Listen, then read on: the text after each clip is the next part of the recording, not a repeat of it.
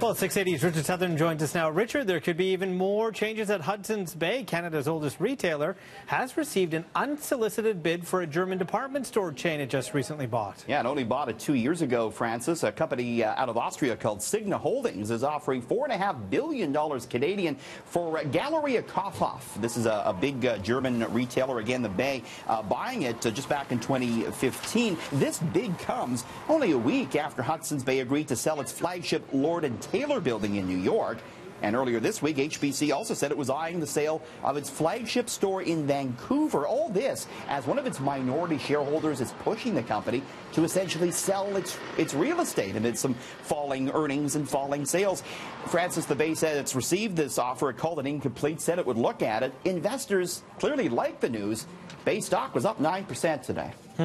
So have we been paying too much for bread? Richard, you've got the latest on this Competition Bureau investigation. Yeah, it's baking up an investigation, the Competition Bureau, Francis, and it's looking into alleged price fixing when it comes to pre-packaged bread. So Loblaws, Metro, and Walmart all say they are cooperating with the Competition Bureau. I've reached out to these retailers. They wouldn't say anything more than that. Metro did confirm that its Toronto offices were searched by investigators yesterday. No charges have yet been laid here. If there are any convictions down the road, though, you could see fines up to $10 million and jail times up to 5 years.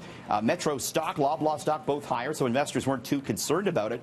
Francis, the makers of packaged bread are under a lot of pressure because people are buying less bread these days. There's also a lot of competition from discount retailers. We don't have a whole lot of detail on this investigation yet, but we're going to keep watching it because it's certainly very interesting to see if we've been maybe paying a bit too much for bread. Has anyone nicknamed it yet? Breadgate? Breadgate? Loafgate? I like that. You and I will slice into Breadgate and get to the bottom of it.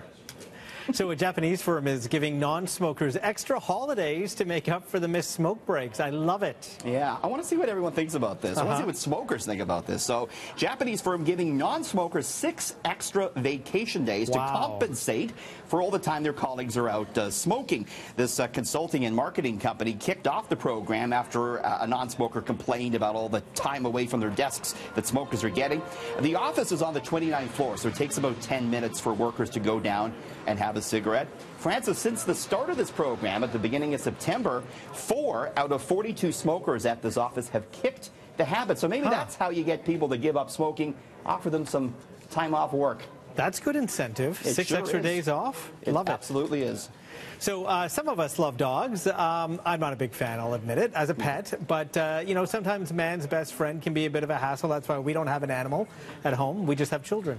But, Richard, you can now get a puppy that doesn't need to be walked or fed. How ingenious. And it doesn't die and upset everyone and upset your kids, Francis. It's electronic. It's from Sony, and here he is. His name is Albo.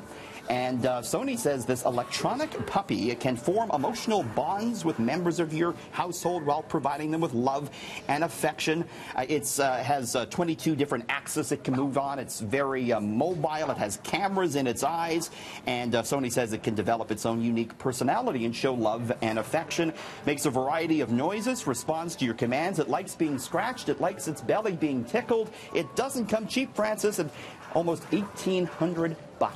$1,800 for a fake dog. Your boys must be begging you to get a dog. Maybe that's your answer right there. Yeah, no and no. Not at that price. Counts. Not at that price. So Game 7 of the World Series goes tonight. Tickets are going for a very hefty price, though. Yeah, because this is in L.A., you know, a lot of money out there. You want to be seen behind the plate, and we've already seen a lot of celebrities behind the plate at this World Series. 2 seats, second row behind the plate, have just sold, Francis, for $117,000. That's unbelievable. That's cheapest price to get in tonight, $775. That's for standing room. Wow. You can still find tickets behind the plate for as much as $24,000 each. We've seen celebrities like Lady Gaga, Jerry Seinfeld, Mary Hart, Larry King, Tiger Woods, and John Hamm sit behind the plate. It'll be interesting to see who we see back there tonight. It's on Sportsnet.